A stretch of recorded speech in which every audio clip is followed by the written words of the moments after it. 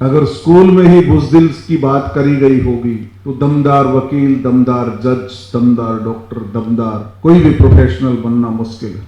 किसी ने लड़ाई करी, किसी ने करवाई और धरती के टुकड़े पर एक लकीर निकल गई और दो दुश्मन बन गए। जो एक ही देश के लोग थे वो दो में बदल गए। उस लकीर ने बता दिया कि ये अलग, हम अलग, ये हमारा दुश्मन, जबकि भीतर का सॉफ्टवेयर तो उसका भी वही है जो मेरा है।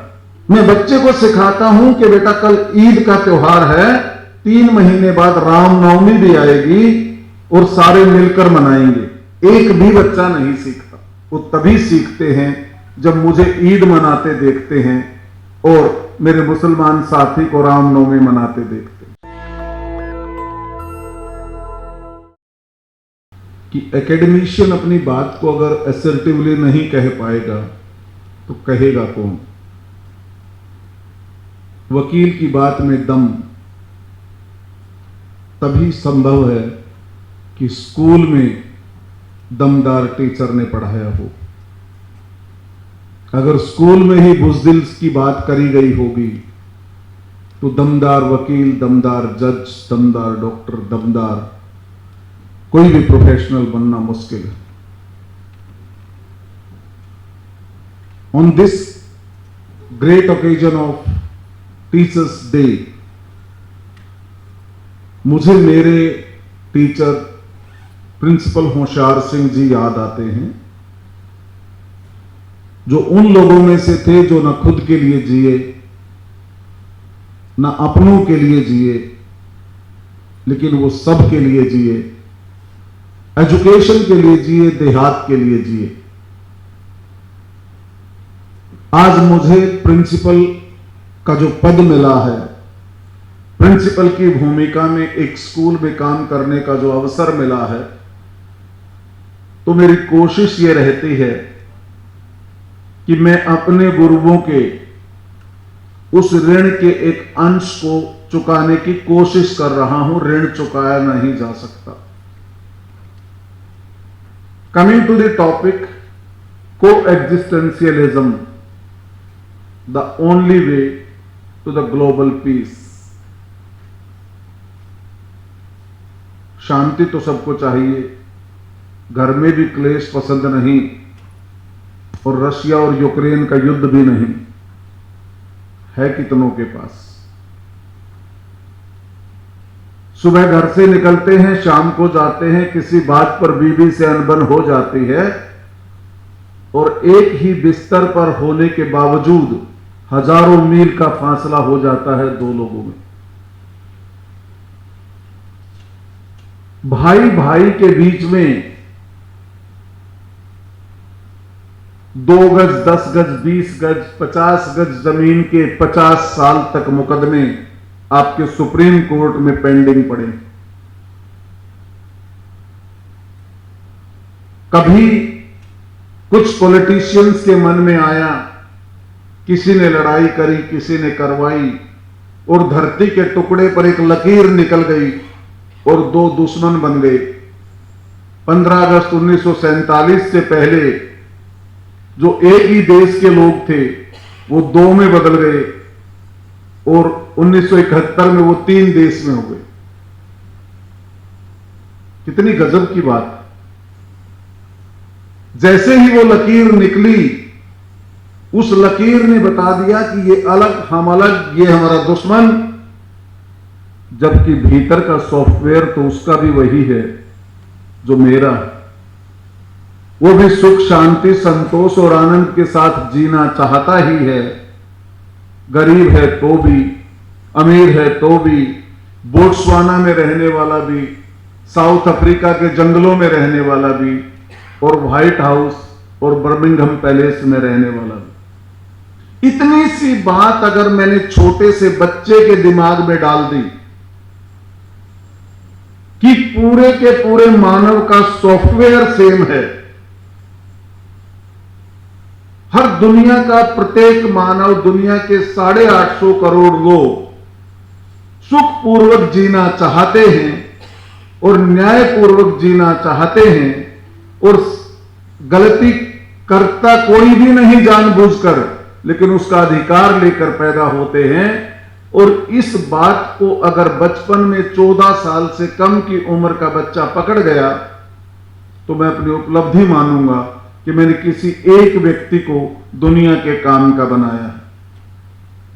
दोस्तों, मैंने भी बुढ़ापे में जाकर एलएलबी की थी। मैं दिल्ली यूनिवर्सिटी में 2014 से 17 के बैच का लॉ ग्रेजुएट हूं।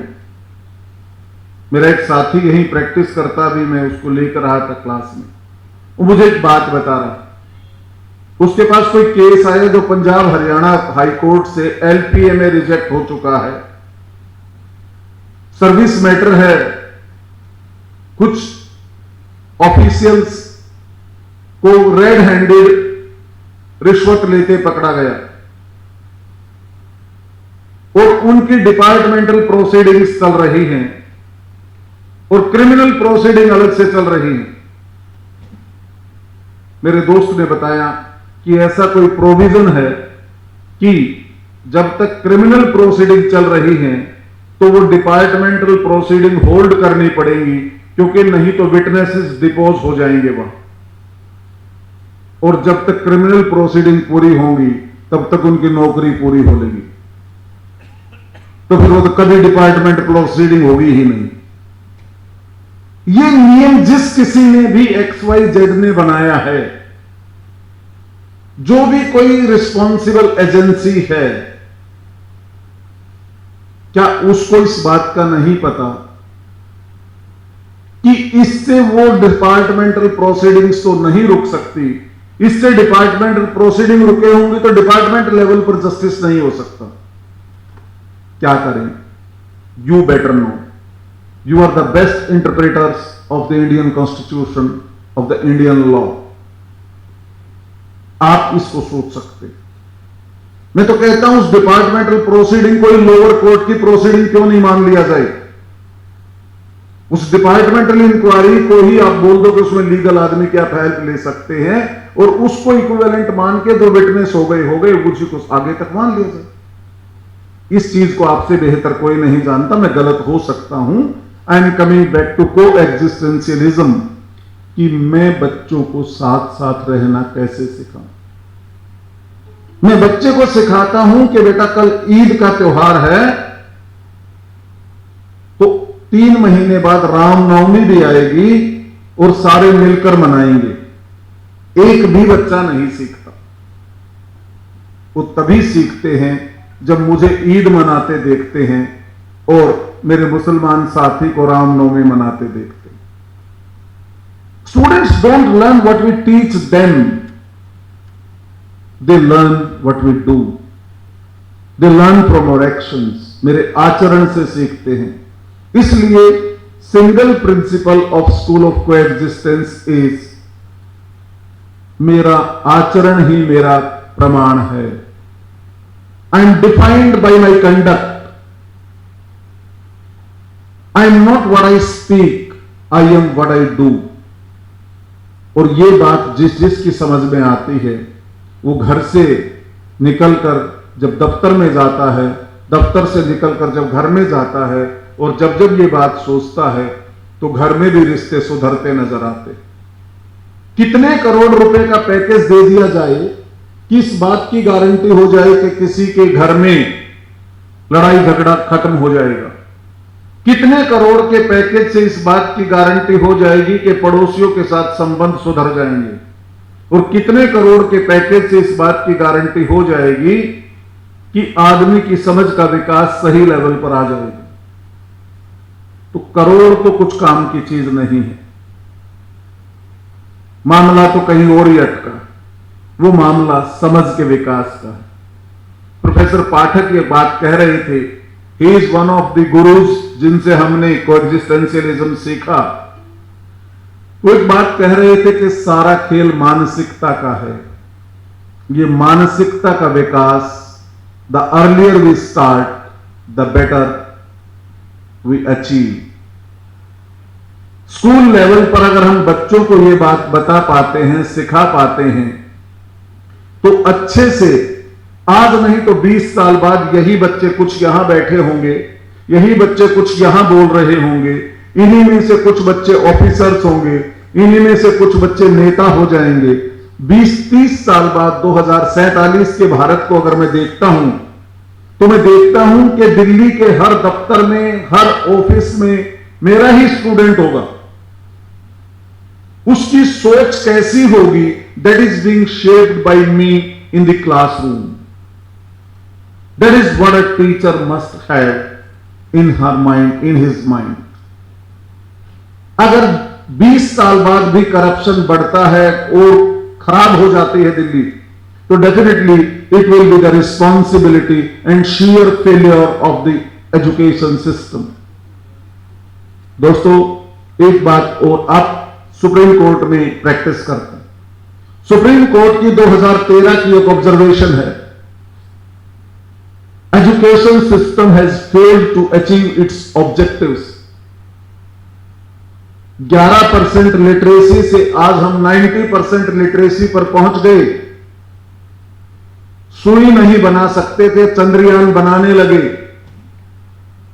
हमारे पास पोलियो और चेचक का इलाज नहीं था, अब हार्ट ट्रांसप्लांट कर रहे हैं।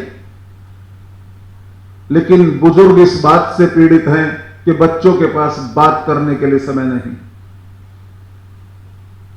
बंबई के एक फ्लैट में 3 महीने बाद सड़ता हुआ कंकाल इस बात का निकलता है कि बच्चे तो अमेरिका में थे, लेकिन किसी को यही नहीं पता कि बुढ़िया मर गई है। क्या करेंगे ऐसी एजुकेशन का?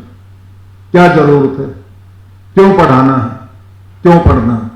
नेशनल दस्तक की आपसे गुजारिश है कि अगर इसको बचाना चाहते हैं तो नेशनल दस्तक को सब्सक्राइब करने के लिए रेड कलर के सब्सक्राइब बटन को दबाएं, फिर बेल आइकन की घंटी दबाएं। नेशनल दस्तक को बचाने के लिए बहुत जरूरी है कि हर खबर को शेयर करें, लाइक करें, कमेंट जरूर करें।